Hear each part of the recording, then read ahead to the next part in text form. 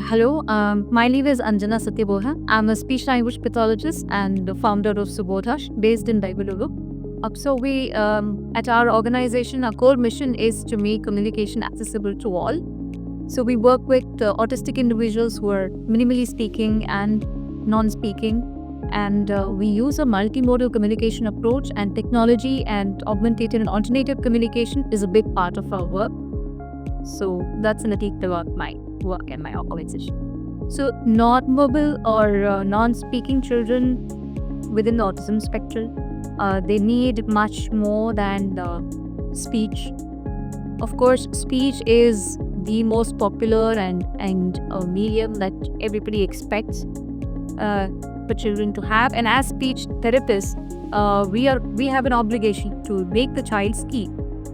But in the absence of speech, or in the absence of reliable and consistent speech, we have to look at providing that with an alternative mode of communication. And AAC is just that, a reliable means of communication for these children.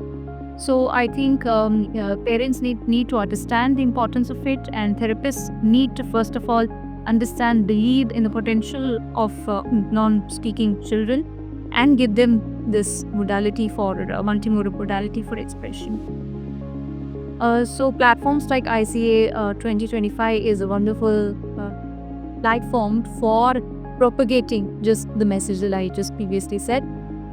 I think we do have mix of we do have all kinds of stakeholders, right? We have professionals, we have parents attending, and this message can further be communicated to parents in a way that they can understand.